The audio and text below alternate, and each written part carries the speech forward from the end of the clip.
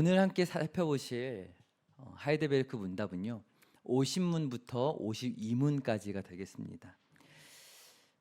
하나님을 믿느냐라고 질문을 한다면 성도님들 어떻게 대답하시겠어요? 예수님을 믿습니까? 하나님을 믿으십니까? 라고 묻는다면 예, 저는 하나님을 믿습니다 라고 대답하시겠죠. 그런데 무엇을 믿으시나요? 믿는 것을 말씀해 주세요 라고 그렇게 질문한다면 얼마나 말씀하실 수 있으실 것 같으신가요? 저희가 1문부터 차근차근 배워오면서 우리가 믿는 내용에 대해서 배우고 있는데요, 믿음의 확신을, 믿음의 내용을 고백하지 못하고 그저 하나님을 믿는다라고 추상적으로 생각하고 있는 그런 신앙생활을 할 때가 참 많은 것 같습니다. 오늘 50문부터 52문을 살펴보면서 이제 예수 그리스도에 대한 고백의 마지막 부분을 보게 될 텐데요, 믿음의 확신을 고백할 수 있게 되시기를 바랍니다. 감격을 찬양할 수 있게 되시기를 바랍니다. 지난주에는 예수님의 승천에 대하여 배웠었는데요, 예수님의 승천은 어떤 의미가 있었을까요? 기억을 한번 떠올려 보실까요? 예수님의 승천은요, 구원의 완성이었고 우주적인 의미가 있었어요. 그런데 오늘 살펴볼 오른편에 앉아 계신다는 이 고백에도 역시 동일하게 그러한 우주적인, 우주를 통치하시는 예수 그리스도에 대한 의미가 담겨 있는데요, 예수님께서 하나님의 오른편에 앉아 계신다는 말씀은 하나님 나라의 왕이 되셔서 왕의 보좌에 앉아서 다스리신다는 의미를 담고 있는 그런 고백입니다. 이제 오늘로써 사도신경에서 성자 하나님, 예수님에 대하여 고백하고 있는 내용의 마지막까지 오게 되었는데요, 여기서 주목해 보아야 할 점이 있습니다. 그것은 뭐냐면 이 사도신경에서 예수님에 대해서 고백하고 있는 내용을 과거와 현재 그리고 미래의 일로 구분해서 보는 것입니다. 한번 사도신경을 떠올려 보시면 좋겠어요. 예수님께서 동정녀에게 태어나시고 어떻게 되셨죠? 고난을 당하시고 부활하시고 그리고 하늘로 올라가신 것들은 모두 과거, 현재, 미래 중에서 언제의 일로 고백하고 있나요? 과거의 고백으로 고백하고 있습니다. 그렇다면 오늘 살펴보고 있는 하나님의 오른편에 앉아 계신다는 말은 과거, 현재, 미래 중에 어떤 상태일까요? 현재이죠. 그리고 그 바로 다음에 어떤 내용이 나오죠? 산자와 죽은 자를 심판하러 오시리라. 이것은 언제의 상황을 말씀하고 있는 걸까요? 미래를 말씀하고 있는 것이죠. 그래서 하나님의 오른편에 앉아 계신다는 이 표현이 현재라는 것을 살펴보는 것이 너무나 중요합니다. 왜일까요?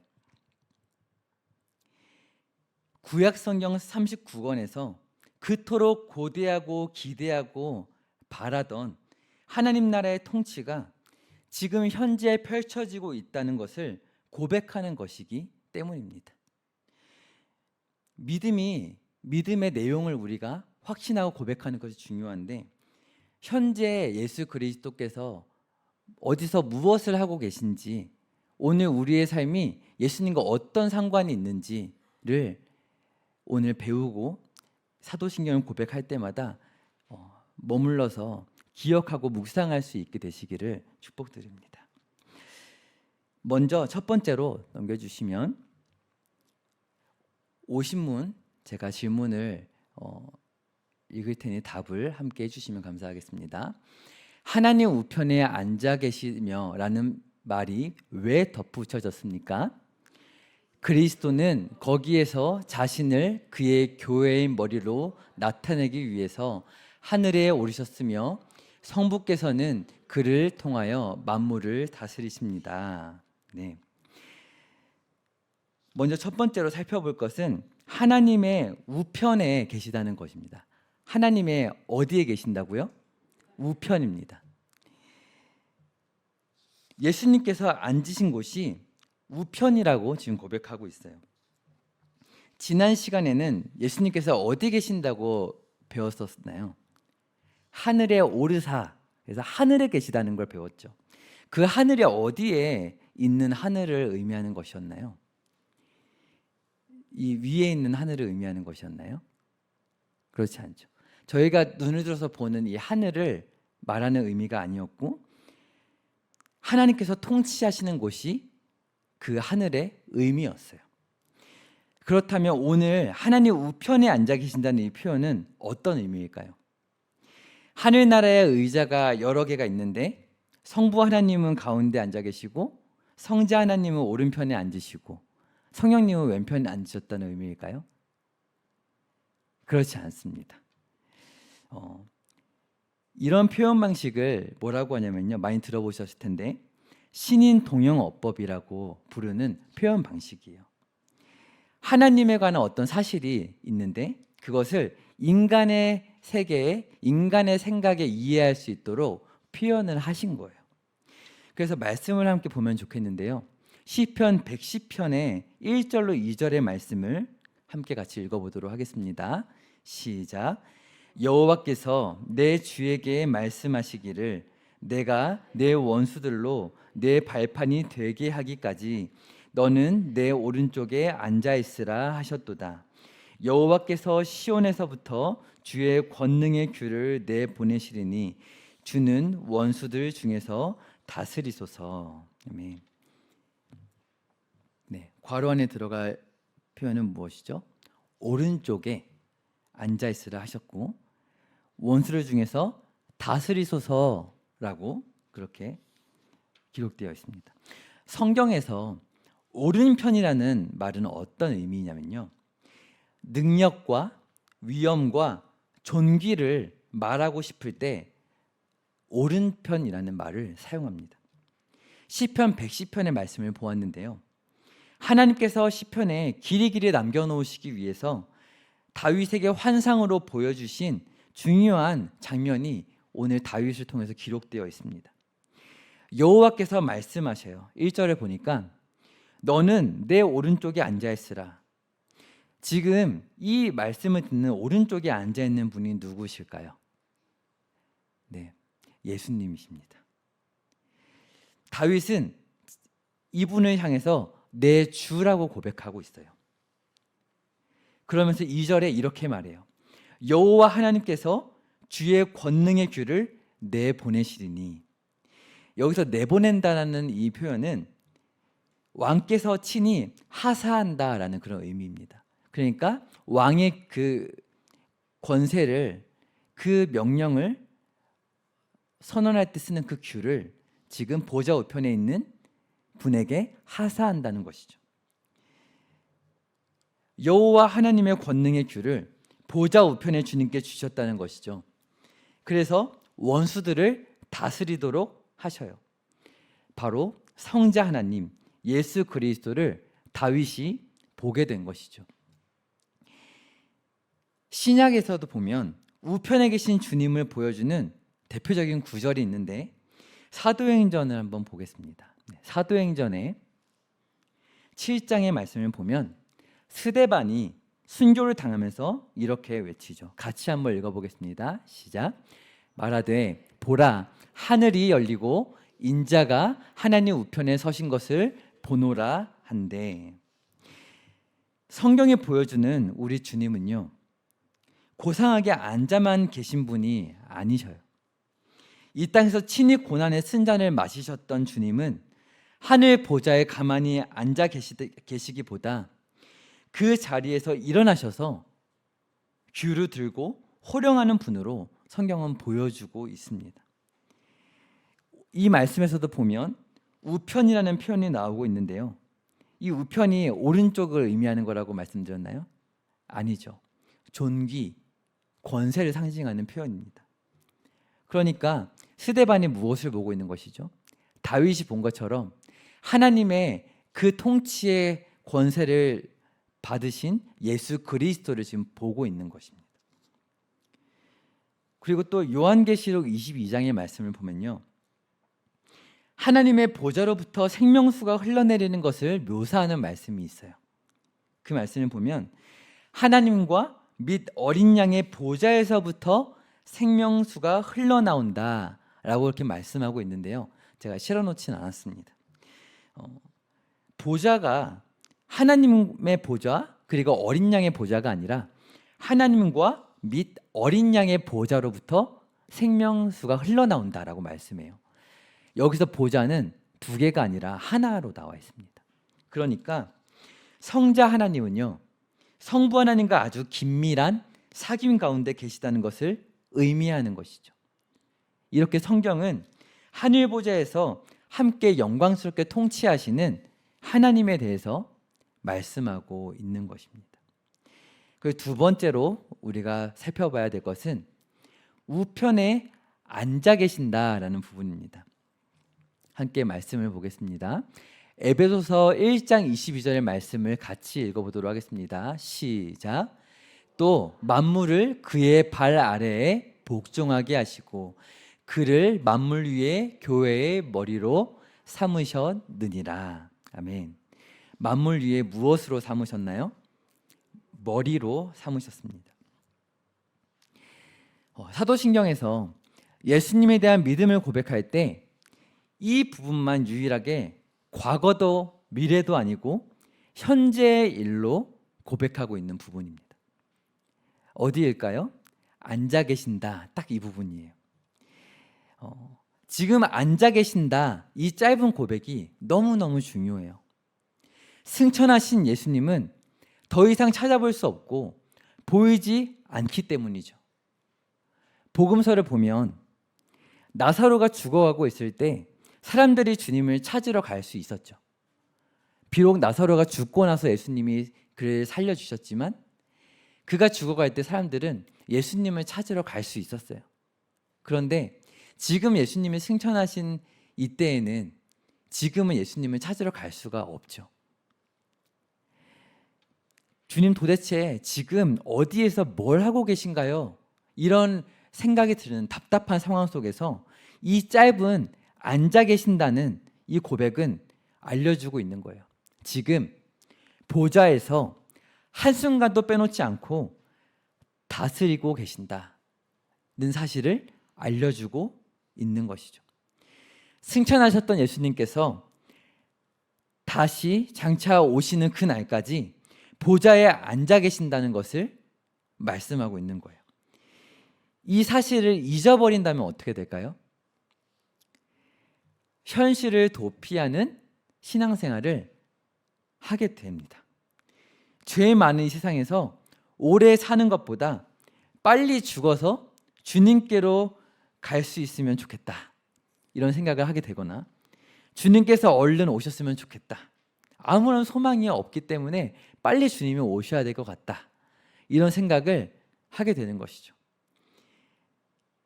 이런 생각이 완전히 잘못된 생각은 아닌 것 같아요. 그렇지만 보좌에 앉으신 예수님 때문에 소망이 있다라고 외치는 것이 오늘 우리 성도들의 고백이 되어야 할 줄 믿습니다. 그래서 오늘 본문의 말씀이었던 빌립보서를 보시면 거기서 사도 바울이 이렇게 고백했어요. 오늘 시작하면서 읽었던 빌립보서 1장 20절의 말씀인데요, 제가 한번 다시 읽어보도록 하겠습니다. 나의 간절한 기대와 소망을 따라 아무 일이든지 부끄러워하지 아니하고 지금도 전과 같이 온전히 담대하여 살든지 죽든지 내 몸에서 그리스도가 존귀하게 되게 하려 하나니 이는 내게 사는 것이 그리스도니 죽는 것도 유익함이라. 지금 사도 바울은 어떤 상황에 있었는지 아시나요? 이 빌립보서를 기록하고 있었을 당시에 사도 바울은 로마 군병들에게 붙잡혀서 죽음의 위협을 받고 있는 상황이었어요. 그렇지만 두렵지 않다는 것을 지금 사도 바울은 고백하고 있죠. 내게 사는 것이 그리스도니 죽는 것도 유익함이라 라고 고백했어요. 왜 그럴까요? 지금 사도신경에서 고백하고 있는 것처럼 보좌에 앉으셔서 지금 세상을 다스리시는 진정한 왕이신 예수 그리스도를 믿는 그 믿음이 있었기 때문인 것이죠. 죽어도 예수님 품에 안기게 될 걸 알기 때문에 두렵지 않았던 거예요. 죽음도 두렵지 않게 되는 것, 믿음의 능력을 경험하는 것, 그것이 오늘 이 사도신경에 보좌 우편에 앉아 계신다는, 지금 주님이 앉아 계신다는 이 사실에 있습니다. 그래서 어떤 경우에는 이 사도신경을 보면서 보좌 우편에 앉아 계시다가 저희로서 산자와 죽은 자를 심판하러 오시리라 하니까 주님께서 앉아 계시긴 하는데 앉아 계시다가 이 땅에 심판하러 오시는 것만 중요하다고 생각할 수도 있을 것 같아요. 그런데 너무나 중요한, 짧지만 너무나 중요한 믿음의 고백인 것이죠. 근데 정말 중요한 건 빌립보서 1장 22절부터의 말씀입니다. 함께 성경을 덮지 않고 계시다면 같이 한번 읽어보면 좋겠습니다. 빌립보서 1장 22절부터 24절까지 한 번 더 읽어보도록 하겠습니다. 시작. 그러나 만일 육신으로 사는 이것이 내 일의 열매일진데 무엇을 택해야 했는지 나는 알지 못하노라. 내가 그 둘 사이에 끼었으니 차라리 세상을 떠나서 그리스도와 함께 있는 것이 훨씬 더 좋은 일이라 그렇게 하고 싶으나 내가 육신으로 있는 것이 너희를 위하여 더 유익하리라. 아멘. 지금 사도 바울은 죽는 게 두렵지 않아요. 오히려 죽으면 좋다라고 얘기를 하고 있어요. 왜 그런가요? 주님 품에서 근심 걱정 없이 영원히 행복하게 살 수 있기 때문에 그렇습니다.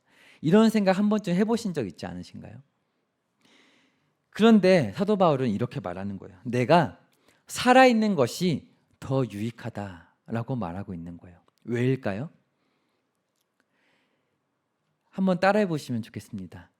교회의 영광스러움 때문이다. 네, 저는 이 사실을 믿음으로 고백할 때 가슴이 너무 뛰는 것 같아요. 오신문의 문답을 보면요, 이렇게 고백하죠. 성부 하나님께서 지금 통치하시는데 어떻게 통치하시나요?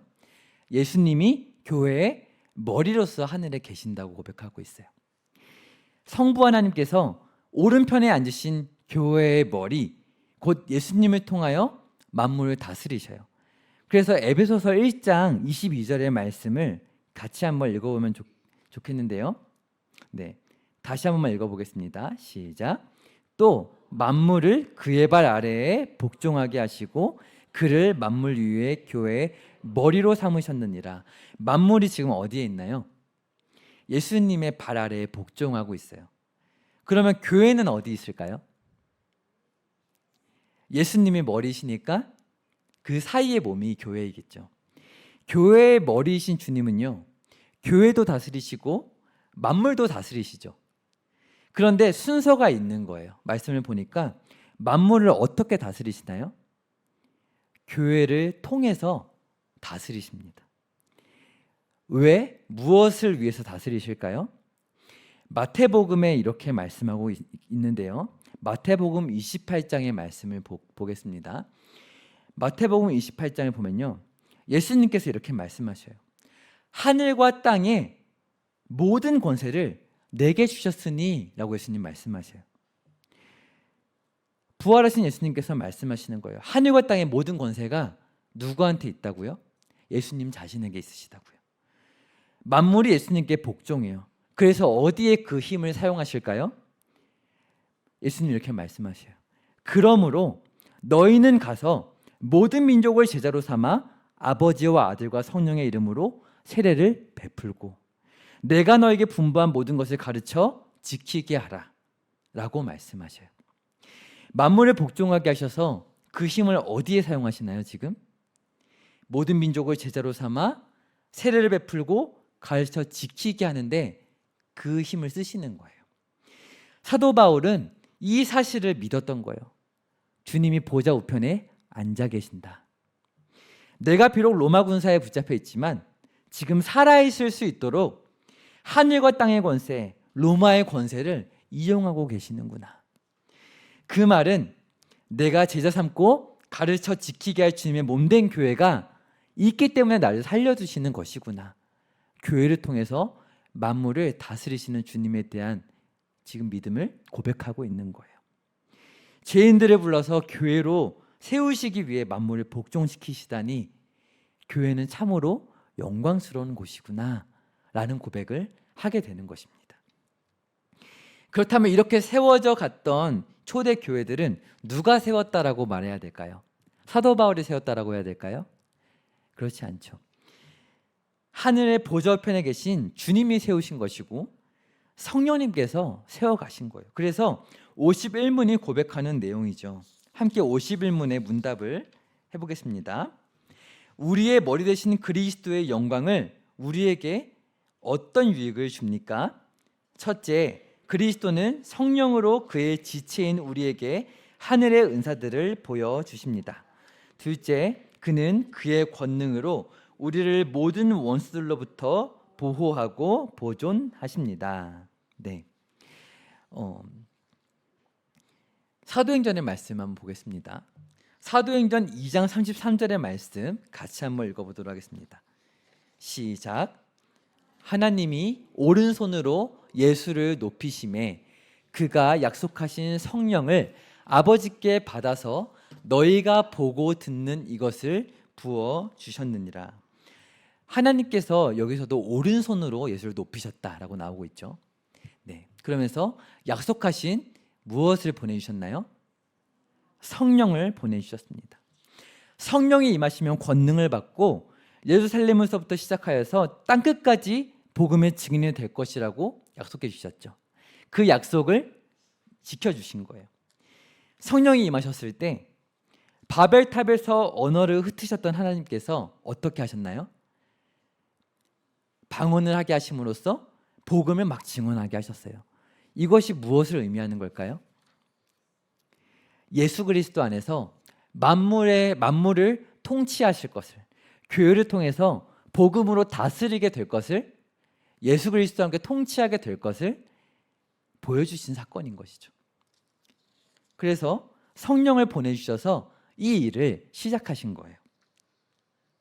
그래서 성령을 받았다, 방언을 말한다 라고 했을 때 개인적인 경험과 어떠한 종교적인 영적인 것을 자랑한다면 그것은 옳은 것이 아니겠죠.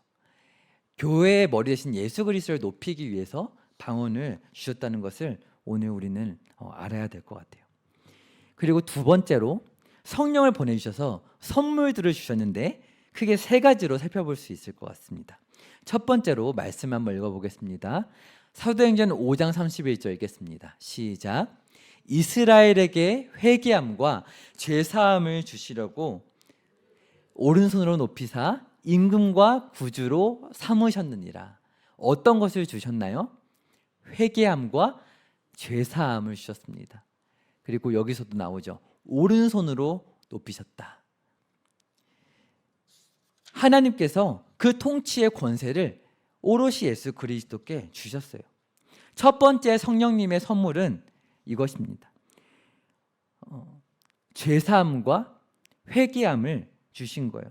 복음을 들었을 때 회개하면서 예수 그리스도를 영접하게 되는 것, 이것이 바로 사람이 만들어낼 수 있는 것이 아니고요, 성령님의 선물입니다. 이것을 기억하는 게 참 중요합니다.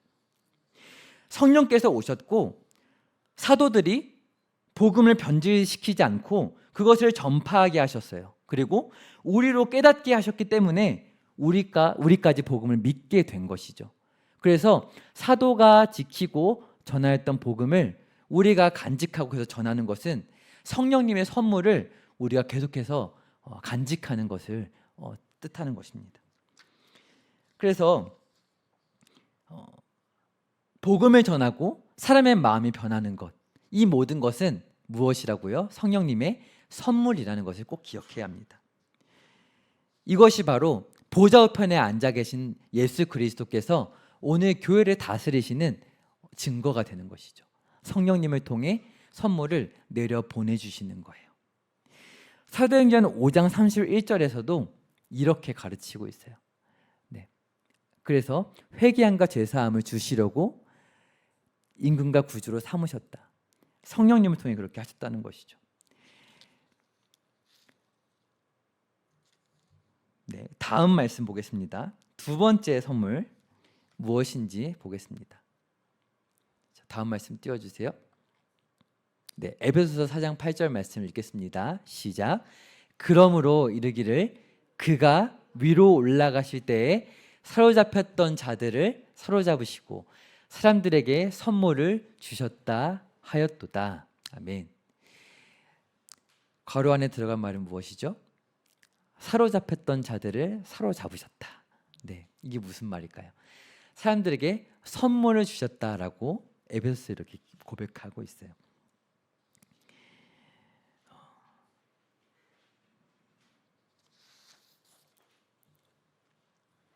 네, 여기서 사로잡혔다는 이 말은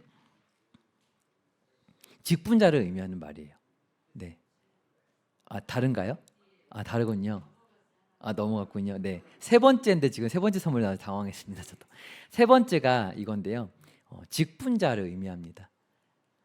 청지기를 의미하기도 합니다. 네, 직분자라고 하면은 왠지 뭔가 앞에 선자들을 말하는 것 같죠. 실제로 이 에베소서 4장 11절을 보면은 어떻게 기록되어 있냐면,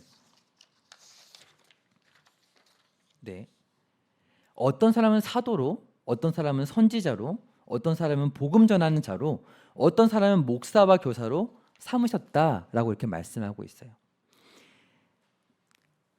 세상의 권세에 사로잡혔던 자들을 그리스도께서 머리가 되신 그 교회가 성령의 그 선물 가운데 세워주신다는 거예요.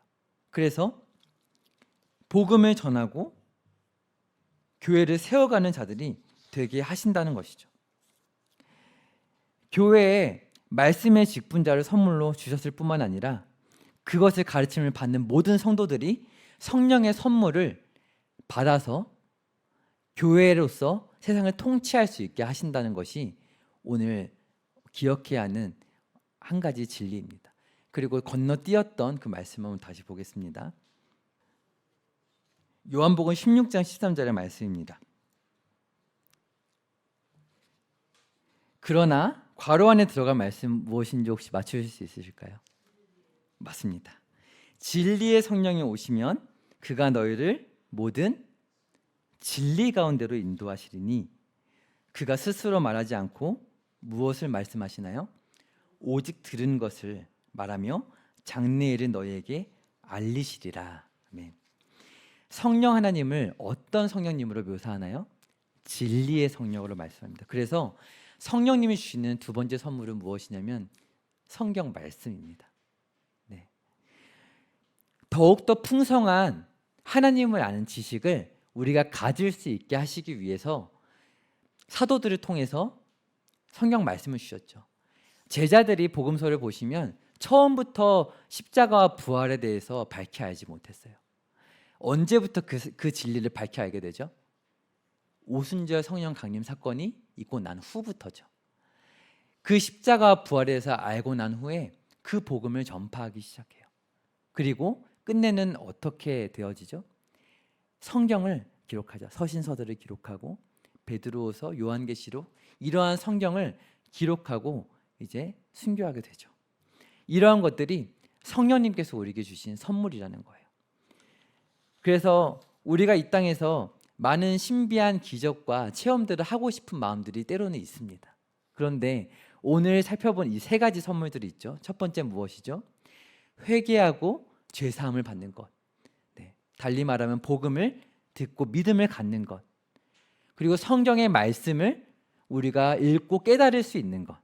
그리고 마지막으로 우리가 주님의 몸된 교회를 세워가는 청지기로 세움을 받은 것. 이것이 가장 영광스러운 교회의 성령님의 선물이라는 것을 기억하시기 바랍니다. 아멘. 네. 그래서 마지막 52문을 보겠습니다. 네. 제가 질문을 읽을 테니 함께 답해 보시겠습니다. 그리스도께서 살아있는 자들과 죽은 자들을 심판하러 오실 것은 당신에게 어떠한 위로를 줍니까? 내가 어떠한 슬픔과 핍박을 당하더라도 전에 나를 대신하여 하나님의 심판대 앞에 서시사 내게 임한 모든 저주를 제거하신 바로 그분이 심판자로서 하늘로부터 오시기를 머리들어 기다립니다. 그가 그의 모든 원수들 곧 나의 원수들은 영원한 멸망으로 형벌하실 것이며 나는 그의 택함을 받은 모든 사람들과 함께 하늘의 기쁨과 영광 가운데 그에게로 이끌어 들이실 것입니다. 네. 나의 원수들은 영원한 멸망으로 어떻게 하신다고요? 형벌하시지만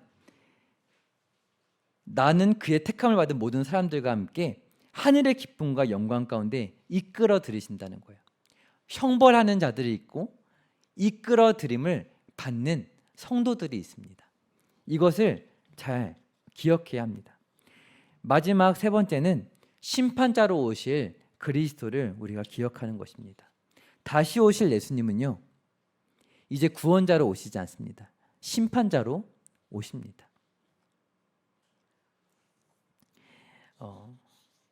이제 이 마지막 문답을 하면서 사도신경의 마지막 부분이라는 것을 기억해야 합니다. 마지막 부분에서 어떤 걸 고백한다고요? 심판자로 오실 예수 그리스도를 고백한다고요. 이 마지막에 이것을 고백하는 것이 중요한 이유는요, 이 심판자로 오실 예수님에 대해서 달리 말하면 무엇이죠? 재림하실 예수님에 대해서 우리가 만약에 중요하게 생각하지 않는다면 언젠가 말씀을 드렸던 표현이지만 목걸이를 끈다고 말씀을 드렸었어요. 많은 진리들이 있죠. 동정녀 마리아의 탄생부터 고난을 당하시고 부활하시고 승천하시고 이 마지막 재림하실 예수님에 대해서 매듭을 짓지 않는다면 앞선 모든 진리들이 다 무너지게 되는 것이죠. 그래서 재림하실 예수님에 대해서 고백하는 것은 참 중요합니다.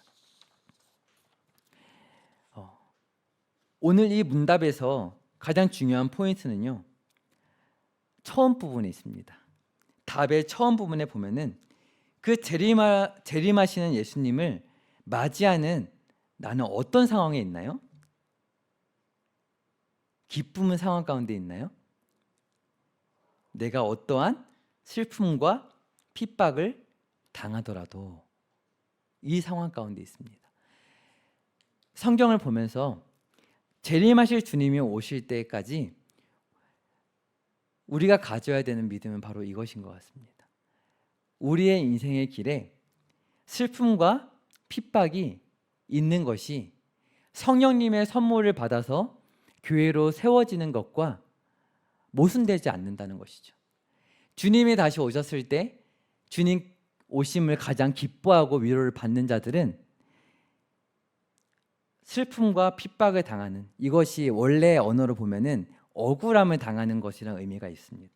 그러니까 억울함 가운데 복음을 전하다가 고난도 당하고 믿음을 지키다가 어려움도 당했던 그런 성도가 정말 주님의 오심을 기쁘게 맞이할 수 있다는 것을 오늘 문답은 말하고 있습니다. 그래서 사실 우리의 삶을 돌아보면은 억울한 일이 굉장히 많이 있는 것 같아요. 한번 삶을 돌아보시면 좋겠어요. 보통 연말이 되면 감사한 제목을 떠올리잖아요. 억울한 일을 떠올려 보셨으면 좋겠어요. 거짓을 일삼는 사람들 때문에 고난을 당하기도 해요. 그것을 일일이 해명하기에 벅차고 힘들어서 포기하기도 하는 우리의 삶의 모습을 보게 됩니다. 그러한 삶 가운데 재판장으로서 심판자로서 오시는 예수님이 어떻게 보면 좀 무섭게 느껴질 수도 있을 것 같아요. 그런데 기억해야 하는 것은 무엇이냐면 그 심판자로 오실 예수님께서 재판을 받으셨고 억울한 심판을 받으셨던 재판장이었다는 사실을 기억하시기 바랍니다. 오늘 이 땅에 있는 재판장들은 사실 그 재판대 앞에 서본 경험이 많이 없을 것 같아요. 그렇기 때문에 죄인의 심정을 잘 모를 것 같아요. 근데 우리 주님께서는 어떠신가요? 죄인의 신분으로 재판을 받으셨던 분이시죠. 죄가 없으시지만 우리의 죄를 짊어지시고 재판을 받으셨던 그 주님께서 이제 심판자로 오실 때에 그 주님의 피 흘리고 죽으셨던 그 사실을 믿고 그 앞에 나아가는 자들을 외면하지 않으신다는 사실을 오늘 꼭 기억하시기 바랍니다. 그래서 오늘 우리가 마지막에 하나님 품으로 기쁨으로 이끌어 들이신다는 이 고백을 정말 마음에 깊이 간직하였으면 좋겠어요. 그래서 말씀을 누가복음 21장 27절 28절 말씀을 같이 한번 읽어보면 좋겠습니다. 심판자로 오실 예수님에 대하여 성경은 이렇게 고백하는데요. 함께 읽어보도록 하겠습니다. 시작. 그때에 사람들이 인자가 구름을 타고 능력과 큰 영광으로 오는 것을 보리라. 이런 일이 되기를 시작하거든 일어나 머리를 들라. 너희 속량이 가까웠느니라 하시더라. 아멘. 무엇이 가까웠다고 말씀하고 있나요? 속량이 가까웠다. 예수 그리스도께서 우리의 죄값을 지불하시고 우리를 속량해 주셨어요. 그런데 그것을 마지막 날에 주님이 다시 오시는 그때에, 재림하실 그때에 두려워 떠는 것이 아니라 머리를 들고 주님을 맞이하라고 그렇게 말씀하고 있어요. 데살로니가후서 1장 8절을 마지막으로 읽고 정리하도록 하겠습니다. 함께 마지막으로 읽겠습니다. 시작. 하나님을 모르는 자들과 우리 주 예수의 복음에 복종하지 않는 자들에게 형벌을 내리시리니. 아멘. 분명히 형벌이 있다는 것을 성경은 말씀하고 있어요. 예수 그리스도께서 우리의 죄를 짊어지셨다는 사실을 고백하지 않는, 하나님을 바라보지 못하는 자들이 분명히 있습니다. 그러나 오늘 이 자리에서 예배를 드리는 우리는 어떠한가요? 그 사실을 믿음으로 고백하시죠. 오늘 우리가 두려움과 연약함에 있다 할지라도 주님께서 우리에게 성령님을 통하여 내려주신 선물들이 있습니다. 그 선물들은 오늘 우리가 끊임없이 예배의 자리에서 주님을 바라볼 수 있도록 도와주시는 그런 선물들입니다. 오늘 그 선물들을 다시 한번 귀하게 감사하게 생각하시면서 하나님을 예배하고 삶을 살아가시는 복된 성도님 되시기를 축복드립니다. 아멘.